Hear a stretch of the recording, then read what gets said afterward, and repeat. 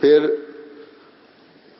شعبان اتحامی صاحب ہیں، وہ لکھتے ہیں کہ ماہ اگست میں نماز تہجد کے بعد نماز فجر کا انتظار کر رہا تھا کہ نیند آ گئی۔ خواب میں دیکھا کہ ایک منادی بلند مگر خوبصورت اور میٹھی آواز میں کہہ رہا تھا، اے اللہ کے بندو اٹھو اور نبی کا استقبال کرو۔ اس وقت میں نے پاکستانی کپڑوں سے ملتے جلتے اچھے کپڑے پہنے تھے جو میں نے پہلے کبھی نہیں پہنے تھے اس وقت، خواب میں کہتے ہیں۔ باہر نکلا تو دائیں بائیں حد نظر تک پھیلا ہوا ہجوم دیکھا جہاں لوگ قطاروں میں کھڑے تھے، ان میں سبز لباس پہنے ہوئے بچے بھی تھے۔ آسمان کا رنگ اس قدر نیلا تھا کہ پہلے کبھی نہیں دیکھا تھا۔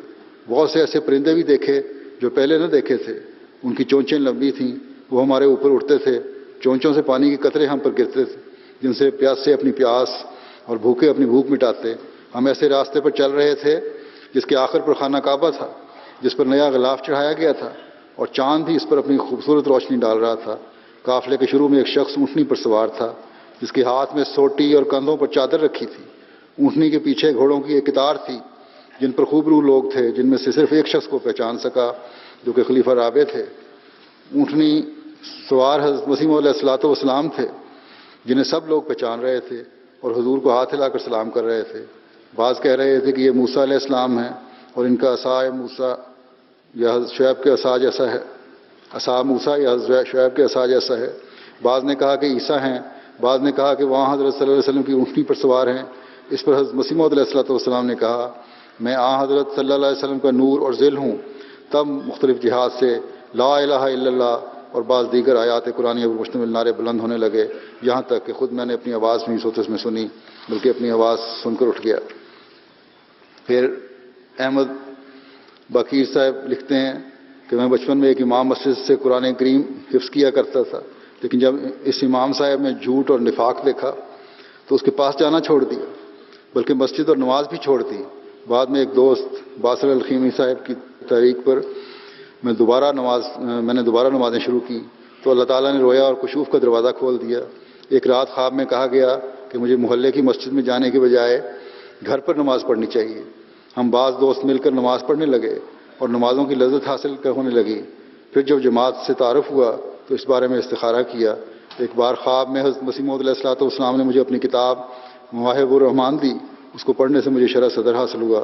پھر ایک بار کشف میں حضرت مسیح نے ایک جماعت کے ساتھ تشریف لائے تو ایک بھابی مولوی آپ پر اعتراض کرنے لگا، آپ مسکراتے رہے۔ پھر آواز آئی کہ اس مولوی کو دور کر دیا جائے گا۔ اس کے موت بعد یہ مولوی غائب ہو گیا۔ اس کشف کے بعد میرے تمام شکوک و شبہات دور ہو گئے اور بیعت کی توفیق ملی، الحمدللہ۔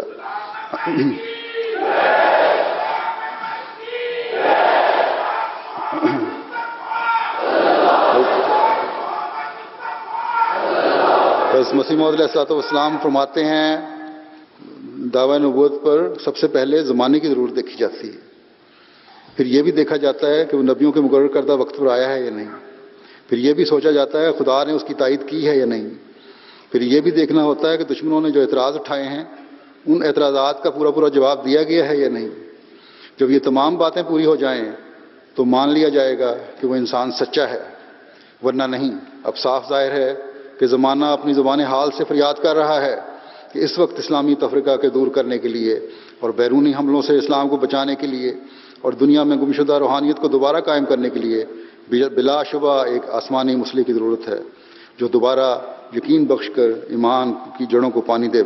اور یہ بات آج کل کے مسلمان بھی تسلیم کر رہے ہیں، اخباروں میں بھی لکھ رہے ہیں، کالموں میں لکھ رہے ہیں اور میٹنگوں میں بھی کہا جاتا ہے کہ ہمیں اگر ایک ہونا ہے، اسلام کی ترقی ہونی ہے تو ہمیں خلافت کی ضرورت ہے، ایک مسلح کی ضرورت ہے۔ لیکن جو مسلح اللہ تعالیٰ نے مبعوث فرمایا ہے اس کو ماننے کے لیے تیار نہیں فرمایا، اور اس طرح پر بدی اور گناہ سے چھڑا کر نیکی اور راستے کی طرف رجوع دے ہوئے سو عین ضرورت کے وقت میں میرا آنا ایسا ظاہر ہے کہ میں خیال نہیں کر سکتا کہ بجز سخت متعصب کے کوئی اس سے انکار کر سکے۔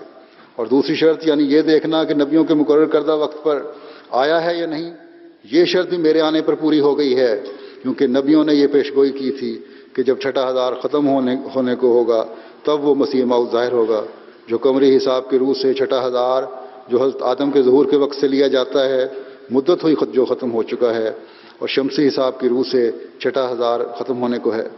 ماسوا اس کے ہمارے نبی صلی اللہ علیہ وسلم نے یہ فرمایا تھا کہ ہر ایک صدی کے سر پر ایک مجدد آئے گا جو دین کو تازہ کرے گا، اور اب اس 14ویں صدی میں سے 21 سال گزر چکے ہیں اور 22واں گزر رہا ہے. اب کیا یہ اس بات کا نشان نہیں کہ مجدد آ گیا؟ اور تیسری شرط یہ تھی کہ کیا خدا نے اس کی تائید بھی کی ہے یا نہیں. اس شرط کا مجھ میں پایا جانا بھی ظاہر ہے، کیونکہ اس ملک کے ہر ایک قوم کے بعض دشمنوں نے مجھے نابود کرنا چاہا اور ناخنوں تک زور لگایا اور بہت کوششیں کی، لیکن وہ اپنی تمام کوششوں میں نامراد رہے. کسی قوم کو یہ فخر نصیب نہیں ہوا کہ وہ کہہ سکے کہ ہم میں سے کسی شخص نے اس شخص کو تباہ کرنے کے لیے کسی قسم کی کوشش نہیں کی، اور ان کوششوں کے برخلاف خدا نے مجھے عزت دی اور ہزارہ لوگوں کو میرے تابع کر دیا. بس اگر یہ خدا کی تائید نہیں ہے تو اور کیا تھا؟ کس کو معلوم نہیں کہ سب قوموں نے اپنے اپنے طور پر زور لگائے کہ تا مجھے نابود کر دیں، مگر میں ان کی کوششوں سے نابود نہ ہو سکا، بلکہ میں دن بدن بڑھتا گیا. اور آج آپ لوگوں کے یہاں حاضری اس بات کی گواہ ہے کہ حضرت مسیح موعود علیہ الصلوۃ والسلام یقیناً خدا کے فرستادہ اور اس کے بھیجے ہوئے ہیں.